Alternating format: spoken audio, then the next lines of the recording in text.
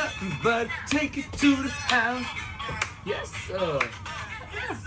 Slip and slide, get loose. More punch in a bowl of juice. Hey everyone, welcome back to Like a Girl, the podcast about the female athlete experience. Thank you for coming back and now watching it on YouTube. If you're watching it on YouTube, this is the first episode that will actually be on YouTube.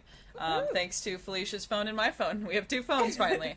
But speaking of Felicia, I have two guests here today. One's Felicia and the other one's just not as special, but it's okay. I'm joking. It's my boyfriend, Erik. But I'm going to have them introduce themselves and kind of, brag about themselves for a minute because I know I will miss some of the accolades that they have, and I don't want to do that. You all know me. I'm in Miami for the winter. That's my life update. That's my dirty details that I usually do. But also, this is probably going to be the most unserious podcast that you've ever listened to. So, lots of laughing, and go ahead and laugh with us. So, without further ado, Felicia, take it away. I know it's going to be hard for Erik to go after Felicia. I'll survive. But It's okay. I'll try to, tone down my achievements for you, but, no. Turn it up. You're right. Turn it up. We are not toning anything down. I'm totally kidding. Hi, I'm Felicia. I am a physical medicine and rehabilitation resident physician, so PM&R for short. Graduating this July. I'm super excited. And I really like to work out, so that includes a little Understatement of the century. That includes a little bit of everything. And recently I got into triathlons, and I just finished my first Ironman and my first half Ironman. She finished her first Ironman, but what place in your age division? And I did get first place. Surprisingly, I didn't realize that I'm kind of good at this thing. Kind of. And so yeah, I'll be going to World Championships in the fall for my half and full Ironman in Nice, France, and Kona, Hawaii. So I'm super excited. All right, for the listeners who don't know, what does a full Ironman consist of? Because it is, you can't even comprehend how much an Ironman is, and for her to have done it, it's just crazy. It's crazy, and what's crazy to me is since I've been living it for the past 5 months, I know what it is, and I feel like all my friends know what it is. But now when I tell people who don't know about Ironman, oh, I did an Ironman, and people are like, wow, that's so cool. And then I realize they think it's like a Spartan race or like a Tough Mudder, which is hard. But after I realize they don't understand, I'm like, no, it was a little bit more than that. So an Ironman is a 2.4 mile swim. It's a 112-mile bike, and then a marathon run. And then the half is half of that. And how many miles are in a marathon? A marathon is 26 miles, so 26.2, I think. But so that's it? That's all you do? That's it. Okay. Yeah. No big deal. And the crazy part is I PR'd my marathon in my Ironman. That's crazy. So it goes swim, bike, run? Swim, bike, run. Yeah. That's crazy. So and you're cruising on the bike, and and that was the fastest I've done that distance ever too. And so your legs are heavy, and then you get off, and you get this anyone who's trying to bike and then run, it's kind of like CrossFit actually, going on the assault bike or something and then going for a run. You feel that lactic acid in your legs, and then to run a marathon like that, it's like an adrenaline thing. I feel like, I don't know, the adrenaline brought me through. Knees weak, arms are heavy. Yeah, vomit on a sweater already. Something mom's spaghetti. Erik, you got to bring out the rapping Eminem rap. I don't know if they're ready for that. Yeah. Because I'll bust it out. Go for it. Okay, I don't want to talk about myself anymore. Erik, you introduce. We'll ask her more questions. Yeah, She's more not questions done. coming up. She's definitely not done. My name's Erik Bustillo. I am a registered dietitian. I'm also a certified strength coach. I've been a dietitian for well over a decade, and I've had the opportunity to work with a lot of really cool people. NFL athletes, WNBA, Major League Baseball, Olympians, tennis players, recreational CrossFitters, but also being able to help people with some sort of illness or disease like medical nutrition therapy, so helping them manage whether it's type 1 or type 2 diabetes, cancer, cholesterol, blood pressure, all these things just by making certain dietary changes. Doing a lot of work with tactical athletes, as police, fire, military, and that's from a professional standpoint. I also enjoy working out. It's something that is an important part of my life. Literally, it's like eating or sleeping is something that I have to do, and I think a lot of people don't really understand what that's like. I've heard the critiques of you're going on vacation, why are you going to work out on vacation? to me, it's like, why would you not work out on vacation? Going to a different place doesn't mean changing my lifestyle. And I've been doing that for well over 20 years now, just consistently for that time frame. I've also done a half Ironman, but a relay. So you're only half of Felicia. Well, not even That's that. impressive Not still. even that. I did the bike, which is my second worst. My worst thing would have been the swim. But my friends called me up like a couple of weeks before. Shout out to my friend Gabby. And she was like, hey, would you want to do a relay? Half Ironman? Untrained. And I was like, Yeah. what part? She said the bike. The person dropped out. And I was like, I haven't ridden my bike in exactly a year and a quarter. Wait, how long did you train for this? How far I didn't out train. was it? Oh my god. Yeah, I just jumped on the bike. Cannot. There's a lot of people who do that, even for the full Ironman, who show up like barely trained. That's so dangerous. It's so right? dangerous. Thank you. Yeah, it's like, so dangerous. People think it's a flex. People are like, oh, I didn't No. train Oh my for this, gosh. or nutrition. Like, oh, I didn't take in any I got like gels. 5 hours of sleep last night. Like, Like, that's that's not, not a it doesn't flex. impress me. Like, At it all, really doesn't. zero. I'm like, okay, so what you're telling me is that you don't plan. Dude, you you tell me you got 8 hours of sleep last night, you Yeah. ate right, and you went to the gym like Yeah. early in the morning. That'll impress me. Yeah, I'm like, wow, you've got your like lifestyle dialed in. Like, yeah. Yeah. No, But at it's the same time, I'm a insane. yes person, and when people ask me things, you kind of gotta like go For with sure. it, I mean, right? for me though, I was in shape. This was maybe, I think this was in 2017. I've been working out, like Yeah. I mentioned, for over 20 Yeah, years exactly. consistently. So I'm like, I just hadn't ridden bike Yeah. in that long. Like I had my road Yeah. bike and whatever. I took it with me and all that, but it was probably the worst bike ride of my life. Like literally, it was in Haines City, Florida. It was hilly. Yeah. Not riding for a long time. Like Yeah. it took me, the 56 hard. miles took me, I forget, but it was 3 hours and I don't know what. Yeah. And by the end of it, I was cramping up so bad. It could have Yeah. been worse, Yeah. right? Thankfully, it wasn't the swim because Yeah. the water is very dangerous, Yeah. as you know. Like if something happens, then Yeah. that's kind of crazy waters that you're messing Mhm. with. It could have been worse on the bike, but thankfully, I was fit enough Yeah. to finish it. Yeah. But it was bad. It was You were really trained bad. for But it. at the same time, a cool experience. Yeah. Yeah. Yeah, That's great. Speaking of training for stuff, Eric and I are actually training for a High Rocks, and we're going in 5 days. I'm Something so like that, excited. yeah. We're going to be competing in 5 days. Felicia's done a High Rocks. Actually, Felicia's done probably every All the No. form of exercise. Have you done Pilates? Yeah. I was gonna I've say, I done can- Pilates. like- but I actually have never done reformer Pilates, which I think would be really hard. Okay. But the Put it thing, on the the list. reformer, yeah, put it on the list. I would totally do it. But yeah, Yeah. I'm kind of like a down for anything. Also, just a side note, Felicia wants to be me. Yeah. If you probably can't see it, now you can. She wants to be me. So Yeah. I just wanted to point that out. She may be an Ironwoman and have won the Ironman, and she's competing in France next year, and Hawaii, and Eric and I are gonna go watch her, and she like may be really cool, but like she wants to be me. I just want to track my blood glucose like you do. I want That's to what be she able keeps to saying, be but I like, don't believe what her. is it right now, and then look at it. Yeah. Yeah. Yeah, maybe Felicia and I will do a thing where we both eat like the same amount of carbs starting at the same That would rate, be and so I fun. won't give myself insulin, and Yeah. I'll just die. No, that would not. No, that would not be.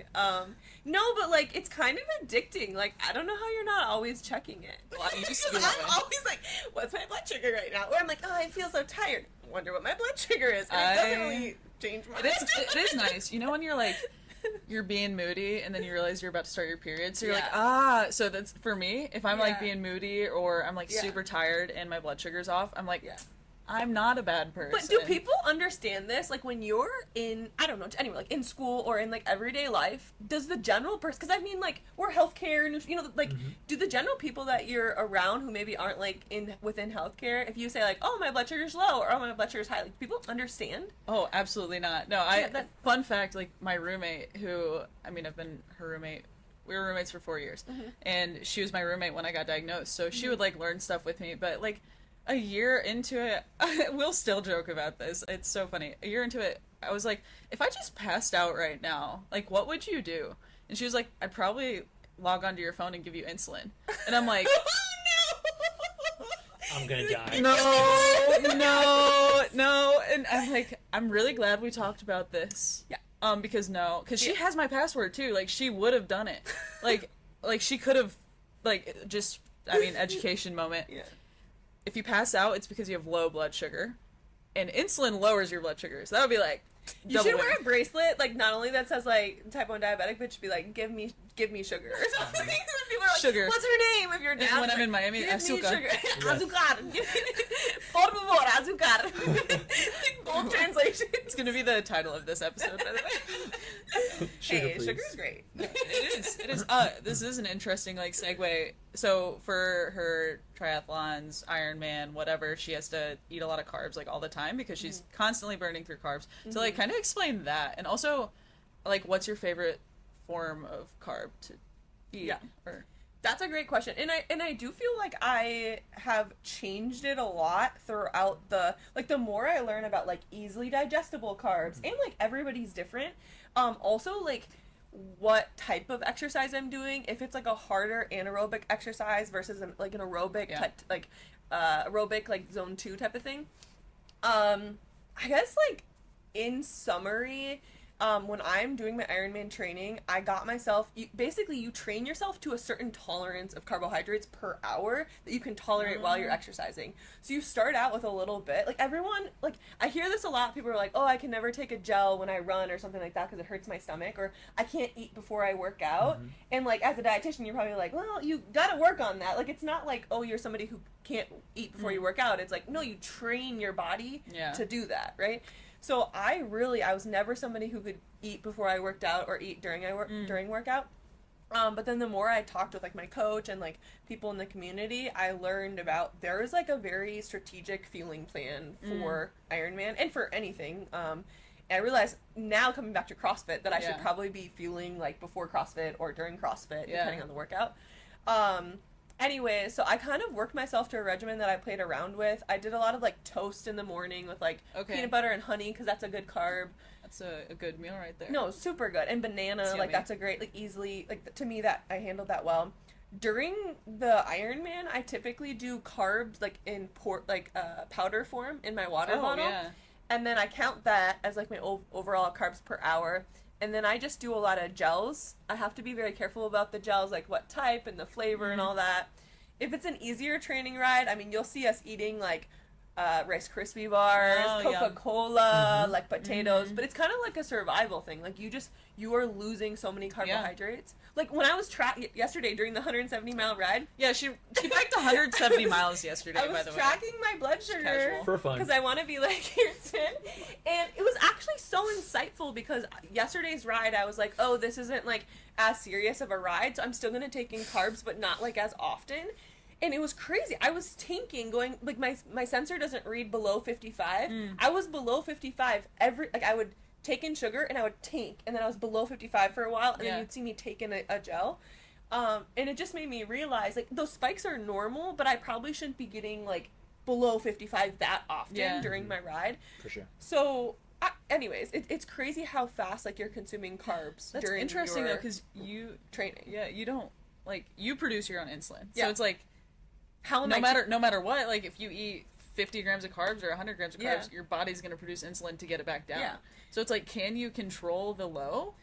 I don't know, and I was trying to read more about it because I know it has to do with, like, my glycogen stores, right? So, like, if I'm somebody that eats lower carbs, and Eric, correct me on any of this, if I'm somebody that eats lower carb in general, then I would assume I don't have as high glycogen stores, so then once I use up that gel, maybe I'm more likely to tank. But I have been eating, in my mind, and I've been tracking it so high carb lately. Like, Friday before my ride, I ordered that Thai place in Coconut Grove. I ordered DoorDash, and Kevin, my husband's gone.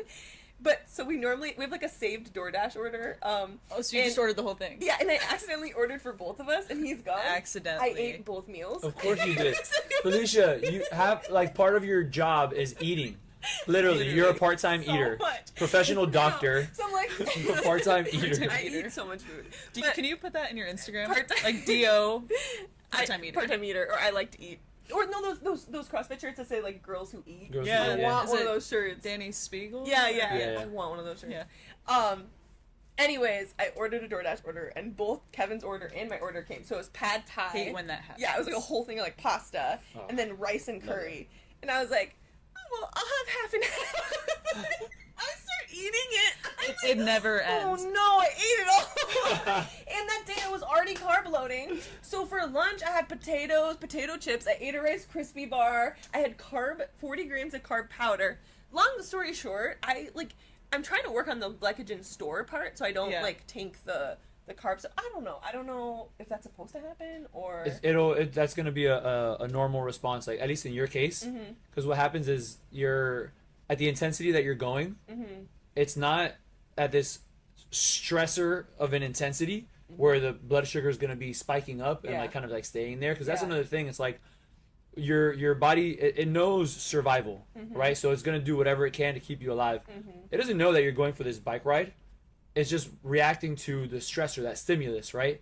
Yeah. But if that bike ride, or if you're doing CrossFit, is just kind of like, all right, this is very high intensity, stress is up, your blood pressure goes up. Side note, when you talk about exercise, if you name all the things that happen with exercise, like if you say that your blood pressure goes up, that cortisol goes up, that blood sugar goes up, heart rate is elevated, you're going to think this is the worst thing possible. But if exercise was a medication, it would be the best medication ever. Yep. Like, it's insane. People could take it in a pill. Damn straight. They would. I think that's acceptable.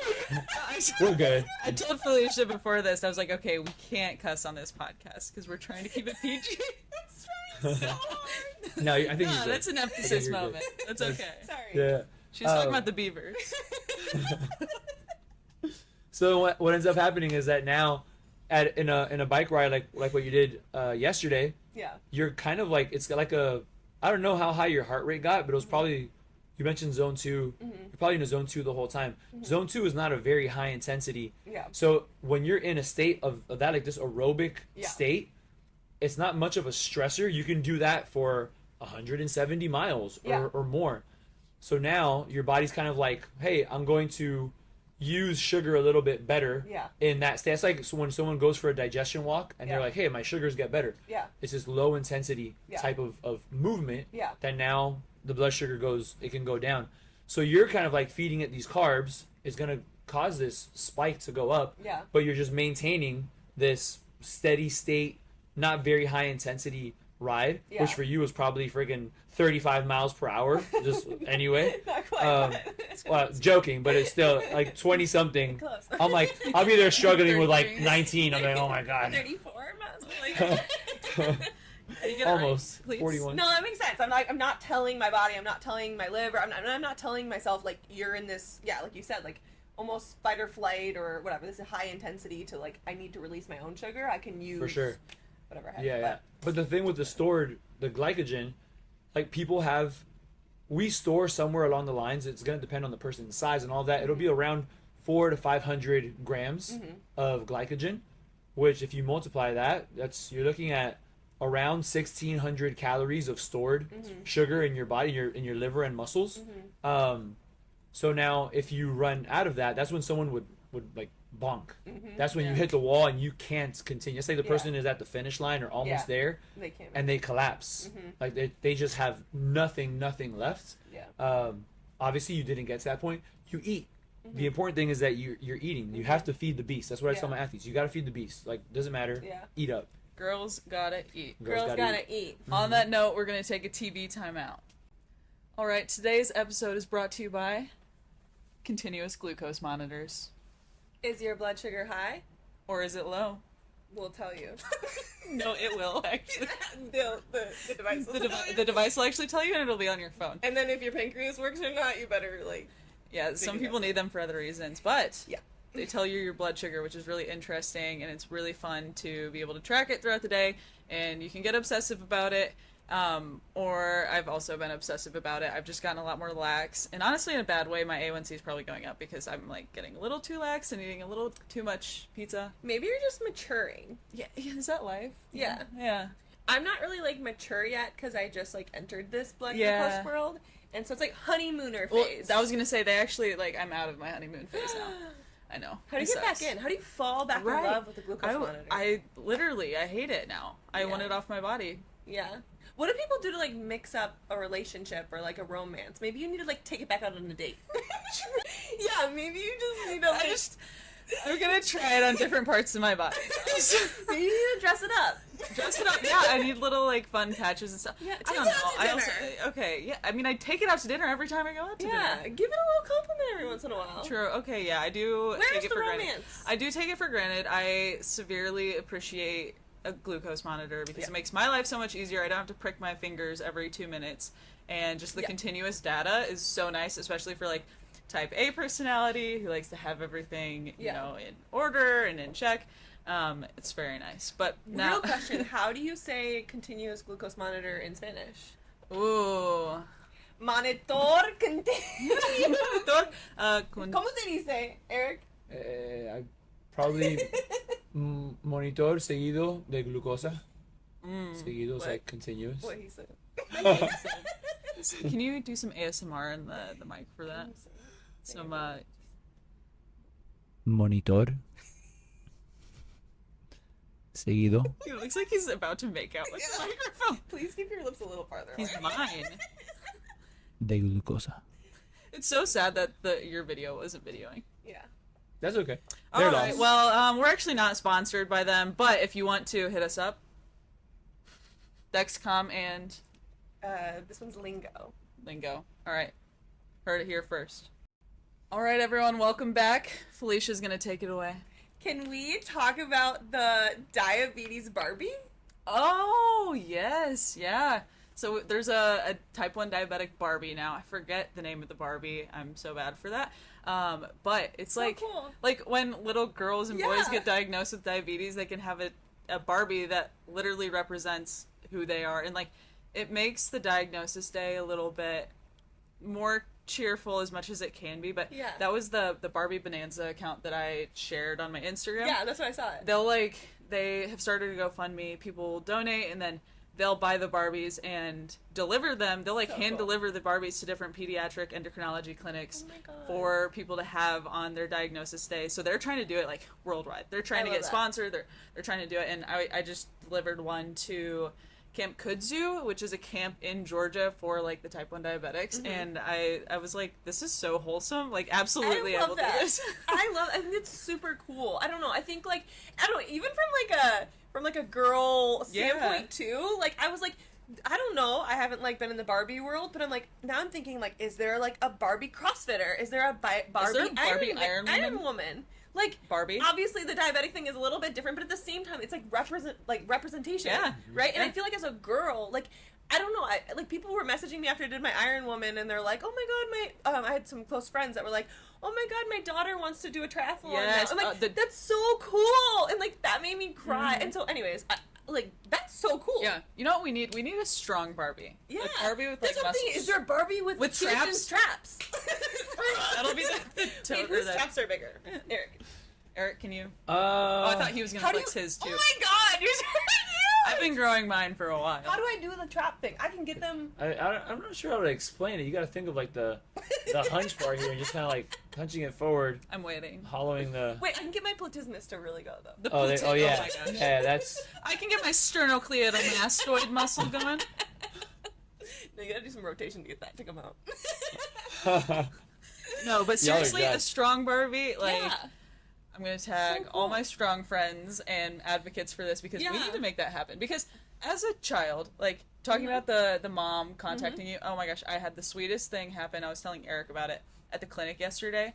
A mom, I'm like gonna live on this compliment for like over a year, maybe even my lifetime. Right that high.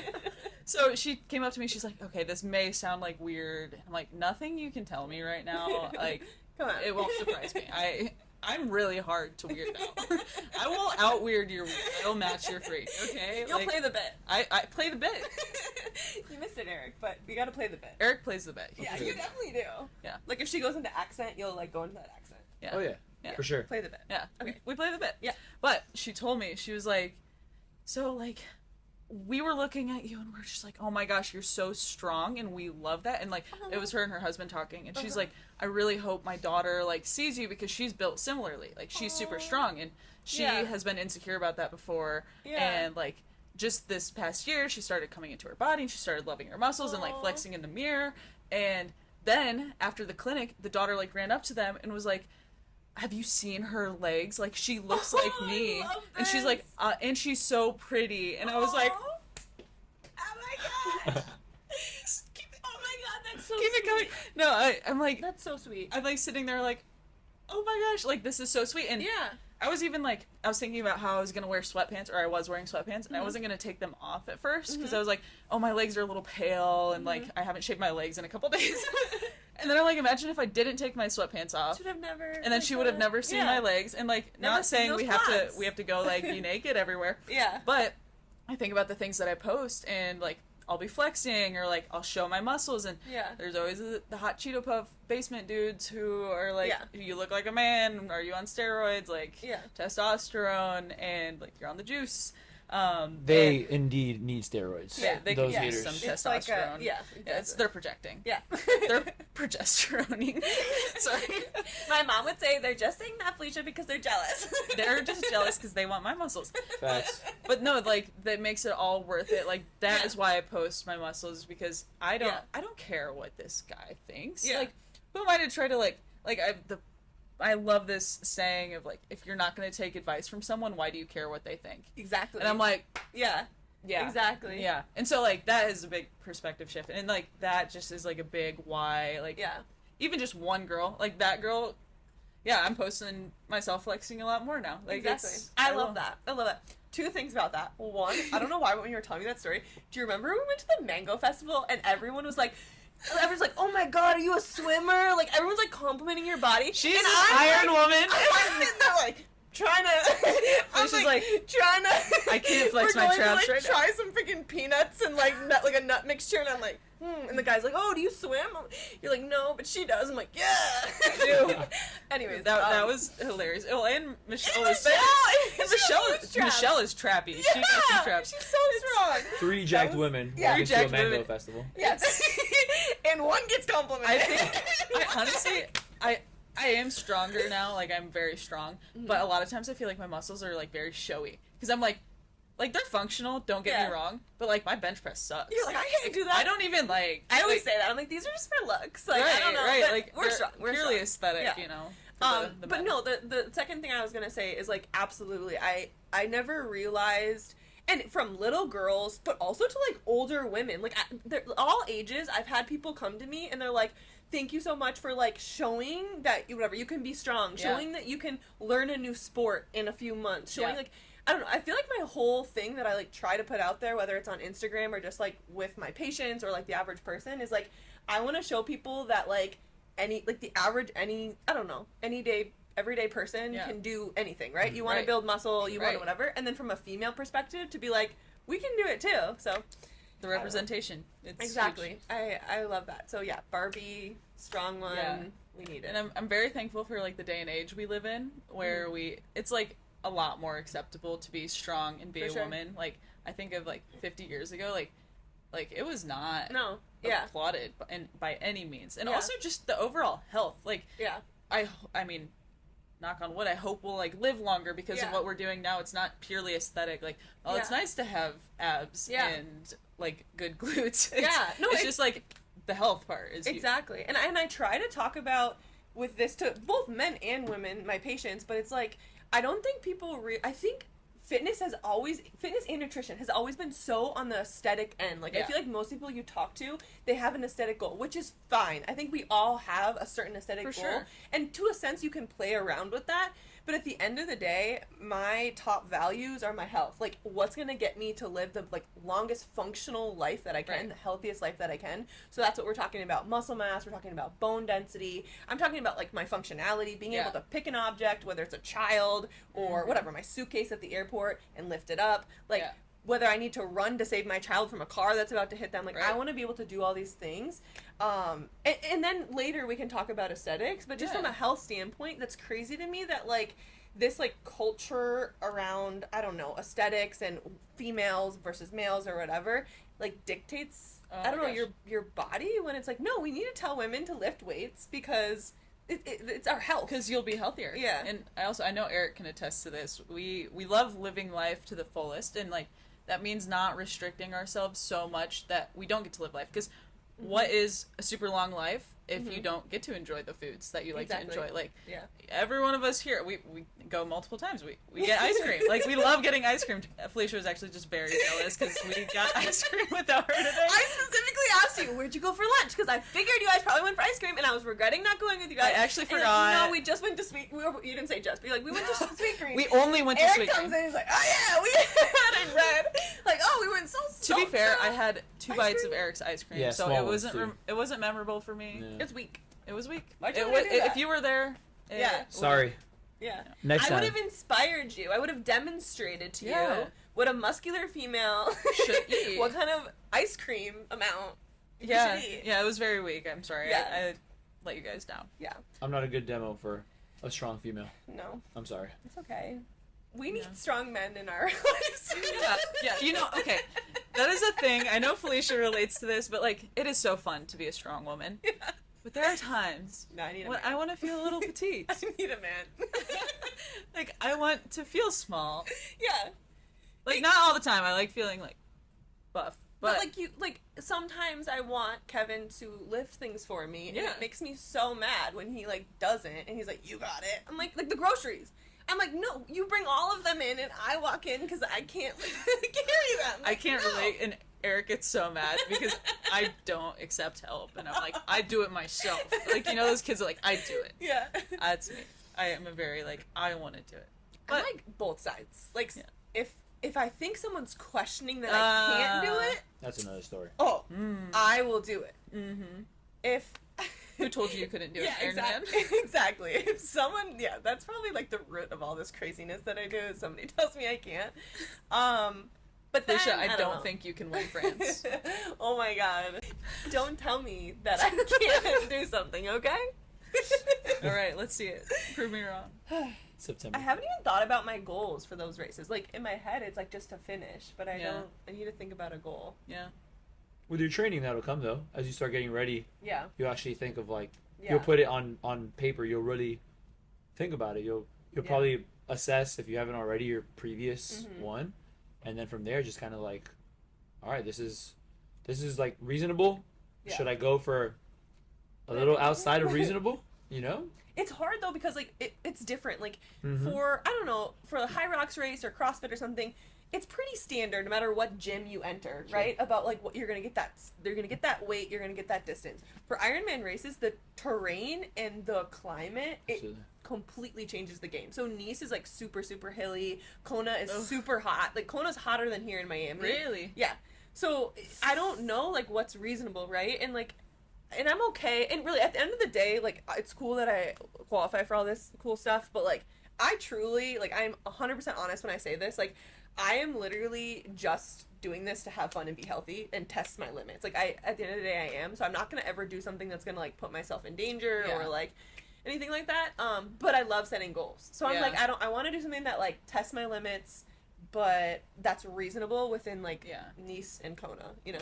I do want to say we all have different definitions of fun, and it's okay. if I'm a that's little not nutty in the Ironman. head. I've been You have to told have that. a little crazy Yeah. to do an Ironman. Which is funny because I think my personality is like so like giggly and happy, and like so many people within this community in Miami that I've met like tell me that their first impression of me changed so much from once they got to know me because like Oh. I'll be like all giggly and like happy, and then it comes time to like we start the bike ride or we start the run, and I'm like, ah! And I'm like, I'm here to win. Like I show up to CrossFit every morning, like not every morning, but when I do at 5:30 a.m. and I'll be setting Just up things, switch. asking questions, and like the other morning to Aussie, I was like, well, I don't know where to put my rower. Like, where are we gonna run? And Aussie's like, it doesn't really matter. Just put it somewhere. I'm like, well, I want to win. And then he looks at me like, Felicia, it's 5:30 in the morning. I'm like, well, I want to win. Like, And that's what makes you a good athlete. That's, I mean, you can't teach competitiveness. the mindset. And like also along those lines, like I'll tell my athletes when they get upset or say they strike out and like maybe some tears or shed. I'm like, you know, it's normal. It's Yeah. normal to have negative feelings, but also you have negative feelings because you care so much. Yeah. It's like just like life. Like if you care about something and something bad happens, it's going to affect you way more deeply than if you didn't care about it, if you're apathetic. Like Yeah. if you're in a relationship and you really loved the person and then they hurt you, it's gonna hurt a lot more than someone you don't even know, like, saying the same thing. Yeah. Or in softball, like, if you strike out and you really care about softball, you're gonna care about the outcome and you're gonna be sad if you don't succeed. Yeah. And that's why softball is so hard, because we fail like you have to- 70% of the time. Yeah. And that's considered elite. That's crazy. And you just have to be okay with it. But the initial emotion isn't okay, and that's like a very normal thing. And I try to tell my athletes, because people will be like, just don't get mad. Yeah. No, get mad, Yeah. feel your feelings, Yeah. then move on. Like, Yeah. there's How do a you step move here. on? Yeah, I mean, there's a lot of there's a lot of breath work. There's a lot of, visualization, confidence work. Yeah. Confidence is huge in softball. I teach it all the time. Like, Yeah. Do you do a lot of- mantras? I mean, I'm a big mantra person. I'm a big visual person. Yeah. And I am very big on self-talk, Yeah. affirmations. I am huge on actually, like, saying stuff out loud. On the field, I'll be like, Yeah. I I'm do that too. a BA. Like, I'm like, Yeah. I'm that girl. You're like, yeah. I'm talking myself up, like, as I'm fielding, and especially after I fail, Yeah. that's when I'll be like, dang it, I'll grab my dirt, I'll be Yeah. grabbing it, and I'll be like, okay, throw it, and then I'm like, no, I'm that girl. Yeah. Like, I have done the work, I've made the plays, I am an awesome athlete. Yeah. One error does not define me, just like one success, one random thing that I do well doesn't define me. It's the consistency that, like, shows, and I'm a consistently good athlete, and I've done it before, so it's just like knowing that. And as the older I've gotten, the better I've gotten at, like, separating myself from the outcome. Yeah. Because in softball, I mean, the end goal is to win. Yeah. And there's times, like, when if you don't do well but your team wins, it is still frustrating. But I've gotten past that. Like, it's like, now if I don't do well but my team won, it's like heck yeah. It's And like big picture. Yeah, it's big Yeah. picture, and also just continuous growth. Yeah. Chasing little goals is huge in softball, like, trying to, because you can't get to Oklahoma in January. You have to set little goals for yourself, and just chasing the continuous growth instead of perfection. And Yeah. I used to be a huge perfectionist, but softball has taught me how to accept Let that that I go a won't be little bit. perfect. And, sometimes I think it plays over into life, because I'm the clumsiest person I know. And then I'll like break a glass and I'm like, ha ha ha. Like, Eric will be Slap like, it off. bruh. And I'll be That's like, the fifth one. it's like, did I have to again. buy a new set now. No, but I seriously, like, failure does not scare me. I am, like, Yeah. the biggest proponent of just Yeah. fail and get better. Yeah. Like, continuous growth. Yeah. Like, And how put do you your- feel like that is with you? No, I totally agree. And, like, put your failures out there, Yeah. because I don't know, I'm a full, like, transparency person. Like, I post my goals. Right. I posted the other day how I write my goals every single day, and I know it's a little psychotic, but I'm a full believer in, like, because I think people are afraid to say their goals, because then if they have to change their goal, Oh they're, my like, gosh. embarrassed about it. People are like, oh, well, you said you wanted a, whatever, 3:30 marathon. I'm like, yeah, well, I changed my mind. I Yeah. want a 3:35 now. Yeah. Like, who cares? And then let's say I do that marathon and I don't get that time. Like, I think we're all worried that people are gonna be like, haha, you said you Dude. wanted a 3:30. No, I think that's freaking cool to show that you tried, you failed, and then now you're like, oh, this is what I need to change, The nonchalant culture, I will go on rants and rants about this. Like, don't even get me started. It's, people are afraid to, like, embarrass themselves. But something I've realized in life is, like, people don't actually care that much about you. No.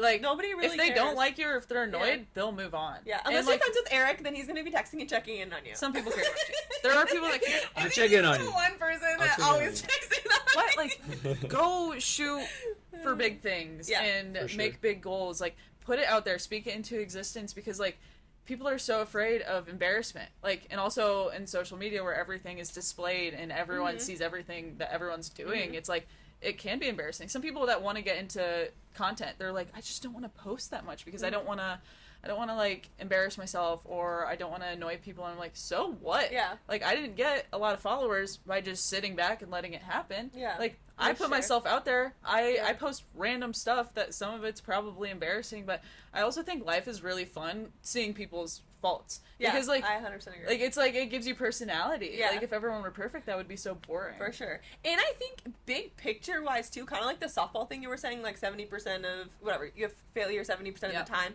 and you're considered an elite athlete. I think that's like a lot of things. And overall, typically people remember you as actually oftentimes your successes. Like, oh, I got first in this Ironman. Like, that's the thing people are talking about. But along the way, as I was sharing, I had a lot of like bad days. I had days where I was crying. Literally, I had days where I woke up. I had so many little injuries that I caused myself. I saw that. Oh my god, that post about CrossFit versus Ironman. Basically, I had said that in CrossFit, the only thing I had ever hurt myself doing was I just tore my hands, because you get the whatever bloody hands from doing all the bar work.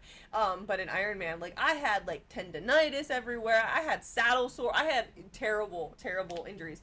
But it's like all that kind of stuff. It's like kind of embarrassing to share. You know, I have this, I can't do this, whatever. But then I don't know. Like, the successful outcomes is like what makes that all great. And to think of people who have probably had similar injuries or failures, like I think that's why it's important to put that out there too, because I've had more people reach out to me being like, thank you so much for posting this on things where I like was a little bit vulnerable and like kind of the gross details of life, like not the pretty things, and like the pretty things people will be like, oh yeah, like thanks for posting your muscles or whatever, but a lot of times, like if it's something where I'm struggling and I share a struggle, like that's how we connect with people, is like through like overcoming things and similar relatedness, and just that's connection. And the more you like normalize failure, going back to when I asked you about like what you do, like if you're in the middle of a game or something and you do fail, I feel like the more you normalize failure in everyday life, when you're actually competing and you're in the zone,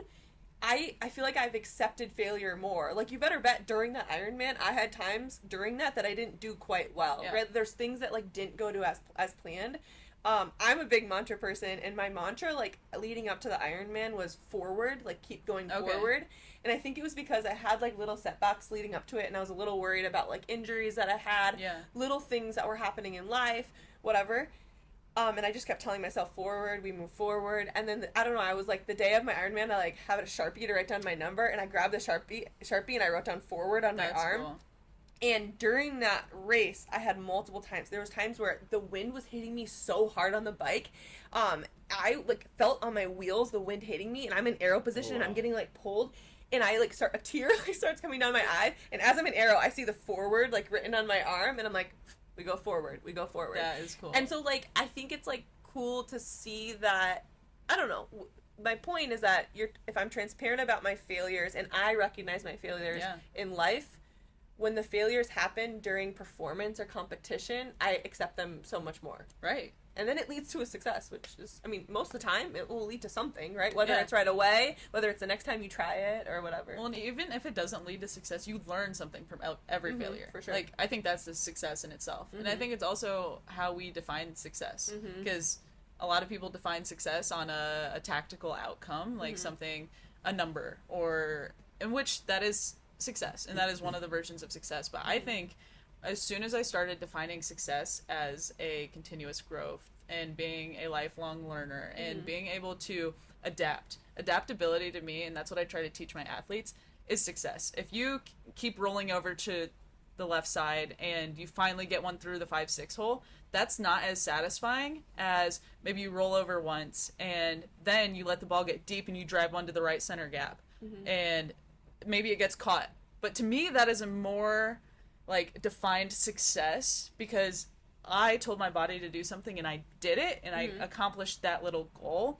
And regardless of the outcome, like one's a hit and one's an out. Yeah. But that hard out is so much more satisfying to me than being insane and doing the same thing over and over again, and it finally getting through, like sneaking through, and it just doesn't feel as satisfying. So I think like how you define success is also super important, because we can't just be focused on the outcomes. Yeah. We can't. Yeah. No, I totally agree. I feel like, I don't know, with setting all these goals, and that's like the whole point about like being able to like change your goals. Like with setting all these goals, I'm writing these goals with the intent to achieve them. Right. But with the intent to be able to adapt to them too. Right. To not like say like, oh, this goal, if I achieve this goal, this equals success. That's not it. My goal with writing goals is to be working towards something always, right? Only you would have a goal for writing goals. I know. Did you write that down in your book? Like, my goal for writing goals? Writing goals, no. What's your goal for writing goals? Eric, were you gonna say something? I was gonna say I think that there's a lot that goes into the you said how you define success, but how do you define failure? Because failure, the way I see it, failure isn't. I see failure as stopping or quitting. I don't see failure as I struck out. That's just like not yet achieved. Yeah. You know what I mean? Yeah. Because how if Yeah. you're like if you say, hey, dang, yeah, I failed at this, but you went back up to the plate and you went to go back. I didn't run that 3:30 half marathon or marathon. I ran a 3:35, Yeah. but that desired outcome that I have is 3:30. I haven't done that yet. Yeah. No. So how do you define failure? Is more, the way I see it is more quitting, and it's also like the intention or whatever is associated with it. Because if we're gonna look at it in this way, like retiring from a sport, is it quitting or is it retiring? No, it's retiring. Yeah. Right. So now it's the association that comes, because you could Yeah. technically say, yeah, I'm quitting the sport. I'm not gonna play it ever again. Yeah. But the thought process, I'm retiring. Yeah. I'm like, I'm doing it on my Yeah. terms, right? For sure. So I think that there's something to be said about how we define not just success but also failure. Because are you able to pick up and keep on going? Are you able to? Embarrassment only happens because of other people. And Like, also Or how tell you you. perceive Yeah. it. 100%. what 'Cause, like, embarrassment? yeah, if you get embarrassed, that's ultimately on It's you. your perception of the Yeah. experience. But you're embarrassed because if you don't care what people think or say, Right. you're not Exactly. embarrassed. That's what I'm Exactly. saying. Yeah. Right? So embarrassment happens because of Mm-hmm. our perception of this person thinks X, Y, or Z about me. Yeah. If you can just be like, hey, I don't Yeah. care Yeah. what they're saying, or like the similar to what you said earlier, the Dr. Seuss quote of those who mind don't matter and those who matter don't mind. It's When did she say that? I well, didn't. not in those words. I did think like he was gonna. It's like, yeah, that was really deep of me. I was like, wow, I missed this when you said, like, You were here. I was like, when did she say that and what did I say? What quote did she You say? said red fish, blue fish, one fish, two fish, knick knack, paddywhack. Because I Give a miss dog a bone. Any quote, like anything I miss, and so sometimes to like get along with the I don't know, I don't want to ruin like the vibe, and sometimes I'm like, yeah. But no, you didn't. You didn't say that exact quote, but you said it was something along those Yeah. lines that it made me think You of. quoted of Dr. that. Seuss. Did. Wow. I did. Does Dr. Seuss have a book about strong girls? Nobody should. He's not alive. It can be Dr. Roos. Dr. Roos. It could be Dr. Strong Roos. Girl by Dr. Roos. Yeah, for sure. Yeah, it's funny. Y'all talked about representation with the type 1 diabetes or just the diabetes Barbie, and I saw something. Someone had a very popular person. They speak about politics and all these things, but they had a segment on. He's a comedian on the diabetes Barbie, Really? and it was. I have the video saved on my phone Is it because I'm gonna Yeah. make. I want to make kind of like a debunking video about it. Yeah. But I just think that, for one, you have to not assume that everyone who has diabetes Yeah. is someone with type 2 diabetes. Yeah. It's Right? uneducated. It's Oh, that's what the video. well, about. it was in poor taste because if we talk about representation, there's something about. I'm not saying we have to say, hey, look, like make a Barbie about every single little thing. Yeah. Or if we do, cool, like whatever Only to help cool support. girl stuff like Like diabetes. Like being strong in diabetes. CrossFit, and Ironman. And- Yeah. Yeah. High Rocks Barbie. Yeah, Literally. that's it. Yeah. And- Only Maybe a those Pilates Barbie too. okay, yeah, Yeah. I kind of can get with Pilates. Yeah. And a Dr. Barbie because I feel like people don't think girls can be doctors. Yeah. Yeah. Okay. Say Not a doctor and nurse it's a guy. Barbie, a doctor Barbie. Dr. Barbie. Or a Ken nurse doll Yeah, Ken to go should on the other be- side. Yeah, a nurse. Eric Yeah. is a big advocate for men's health too. Yeah. So we're So- we're Yeah. big advocates for female health, Yeah. and he's men's health. So that's why we're on opposite sides of the room because Yeah. it is a Boys division. versus girls. It's a big division in our relationship. Yeah. Yeah. But Big time. I feel like we need to figure out how to work together. I think we can do that. We can figure it out. Just listen to what I say. I think.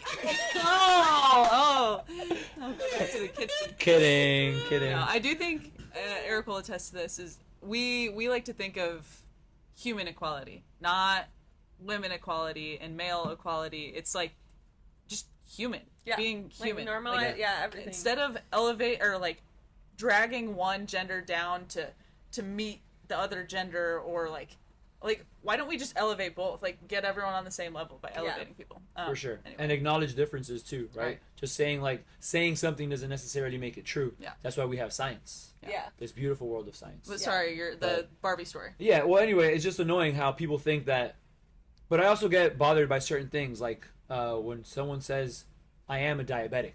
Mm-hmm. I try to shift the mindset to. I said that. Yeah, you definitely say it. He's corrected me. But I think it's important for people to say, don't identify as the thing. Like, you can be someone who has the condition or the disease. You have diabetes. You are not diabetic. Yeah. Like, because now what ends up happening, I've worked with a lot of people throughout the years, and sometimes the psychological aspect, they now kind of give into that. And sometimes you can see the victim mentality come from that. And I'm not saying that they're right or wrong. I just think if we want to be able to move forward in a good way, we're not going to fall for the victim mentality. Yeah. We're not going to feel sorry for ourselves. We'll acknowledge that this stinks. Yeah. But I can move better, and I can move on better and be better despite whatever this diagnosis is. I don't have to succumb to it. 100%. But this person talking about the diabetes Barbie in a way where it was just kind of like, hey, stop with this stuff already.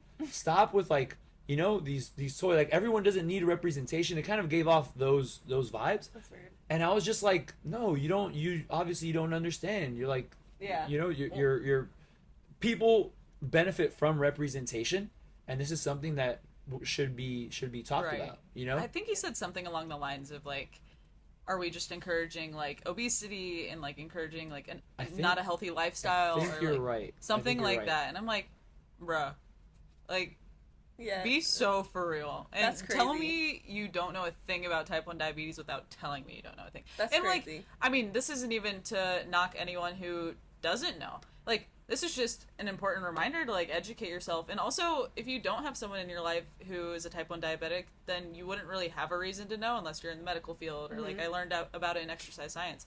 But even then, like, when I first got diagnosed, I'm like, there's no way I have diabetes. Like, this is because I was a little uneducated. So until you're around someone with it, you don't quite know. But don't make stupid comments. And that just goes for all things. Like, don't just assume things about people. Like, be a good human. At the end of the day, just be a good human. Yeah. That's crazy. I did not see that at all. Be on the lookout for Fire my me reel. up. Wait, why haven't you done, like, a shout back video? I need to see it. I don't have time for that. Sorry. No, but I was gonna say something when Eric was talking about like the victim mentality of, like, a diagnosis. It's interesting because as a rehab physician, I mean, I'm seeing people from, like, all walks of life with spinal cord, stroke, traumatic brain injury, amputations, whatever. And our job is to, like, get them back to doing what they love doing, whether that's, like, in the acute hospital or in the clinic.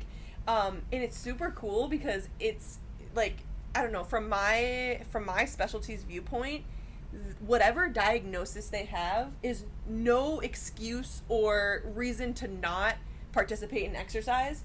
And it's super cool. I mean, you see people, like, we were talking about the High Rocks gal with one leg, like, and, like, the people with Parkinson's that I've been sending you. Oh my gosh, so cool. And I love that, and it's cool because I think it comes down to, like, an education standpoint too, because we'll have people that come into our clinic and maybe we didn't see them on inpatient, so unfortunately we couldn't get in early with them.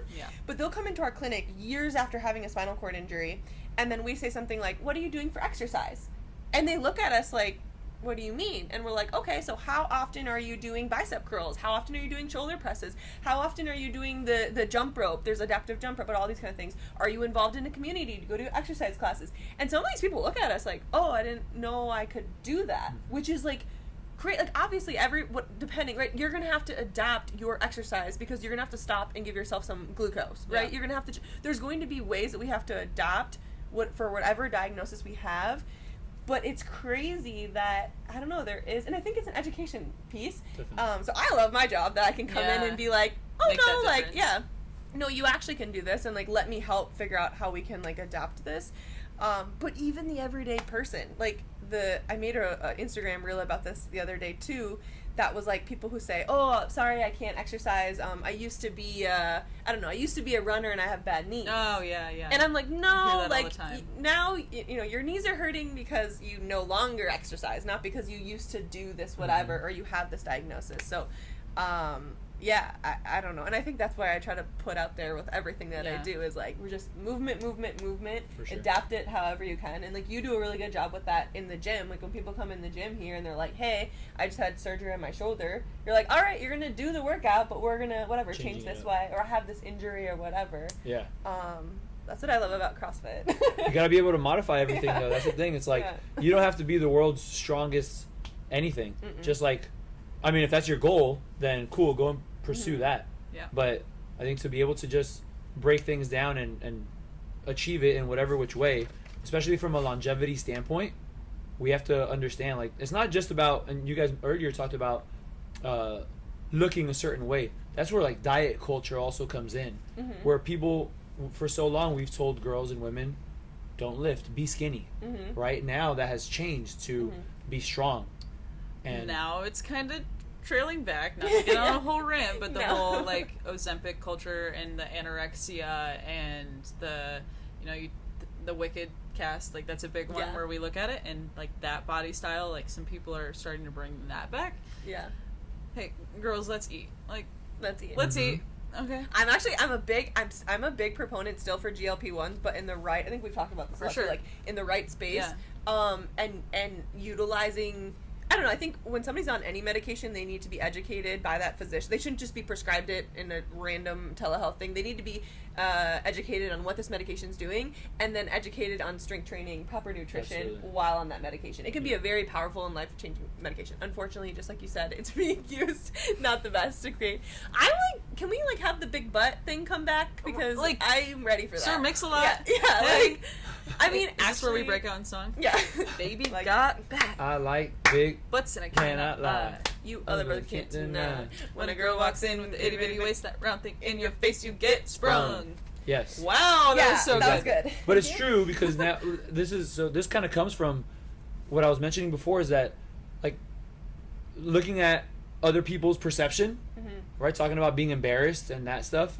When it comes to feeling pretty or feeling sexy or feeling, you know, whatever it is that people are after from a physique standpoint, we think that being skinny is healthy. We don't know what this person who is skinny maybe went through to be where they're at now in this point of their weight journey. I'm saying, like, stop judging people for what they look like. Like, it's not necessarily just skinny and fat. No, there's a good chance that the person who is carrying some excess body fat, maybe they've just had a very stressful 5 years in their life and they can't seem to get it under control. Maybe they don't have the education on how to exercise or when to break it down, on how to eat and all of those things. The person who's very skinny, they may very well have an eating disorder that hasn't been treated yet, and that could lead to other serious things. We just think that it's okay to just kind of like judge people, and we perceive ourselves on how other people are going to perceive us. Not just how, who's this person looking at me in the mirror? Do I love this person that's looking at me? If I do, then I'm going to behave in that way. I'm not going to hate myself for not seeing my bicep when I flex or not seeing my abs in the mirror. We have to kind of like think about it like that when it comes to our training and our nutrition, because there's so much more to it than just looking a certain way. Again, looking a certain way, yeah, it's cool and everything, but understand that The Rock and the Kardashians are not these realistic standards, right? And at the same time, I think we have to acknowledge that there's something to be said about finding comfort in your own skin and in your own body. And with that is exercise to support those things. We're not just trying to be skinny and be as strong as we can. We want to be functional in life. It's not just like, hey, I'm gonna train so I can be super skinny. Like being frail is dangerous.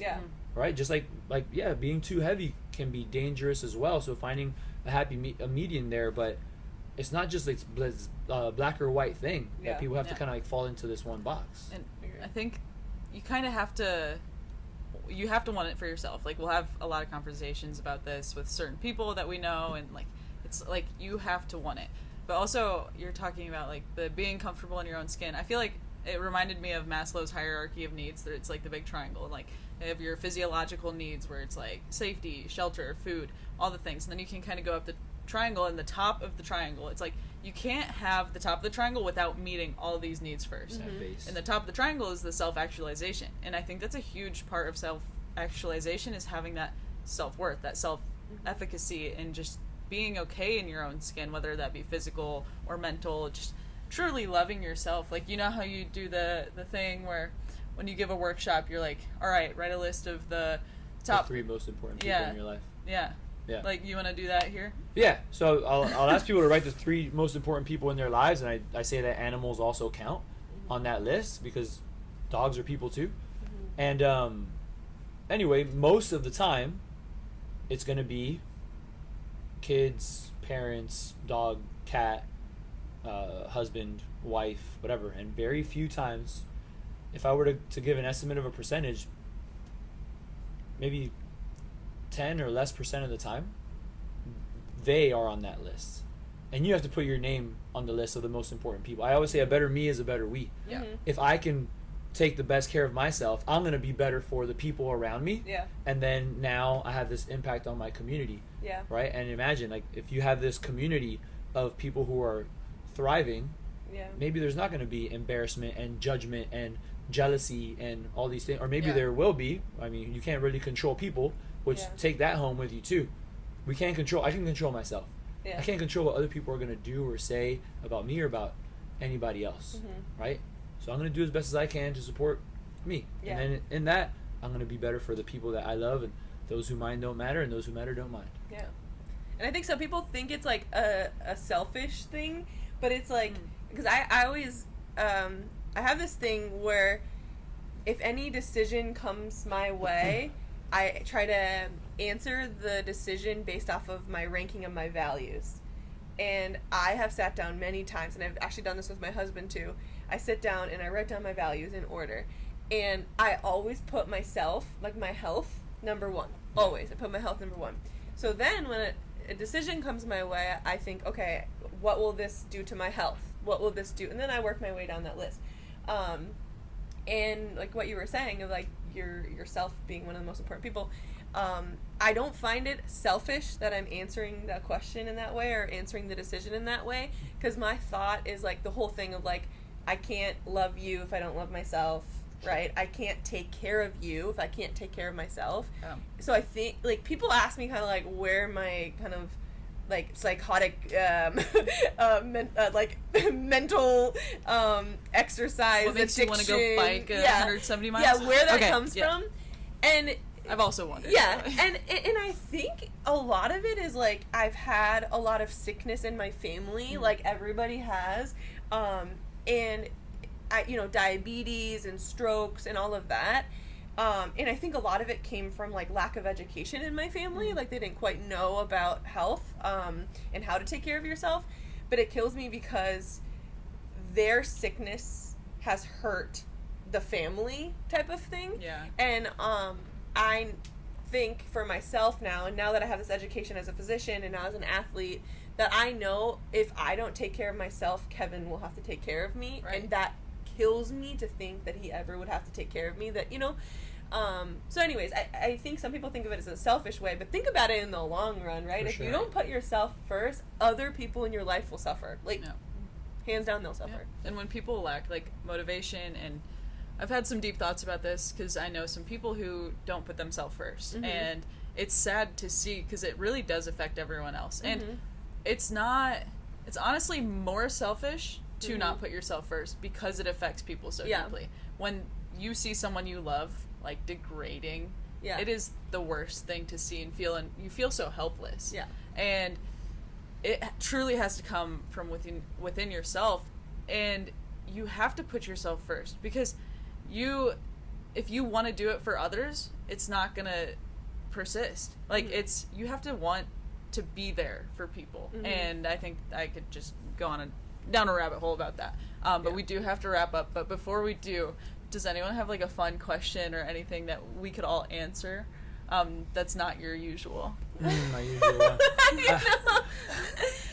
Erik's also a podcaster. Yeah, I am. I was gonna say, just a side note, like the "See You Through My Eyes," the lyric. until you learn to love yourself, that door is closed to someone else. Aww. The head and the heart. The head and the heart. Yeah. Aww, that's Yeah. so sweet. Yeah. Super cool lyric.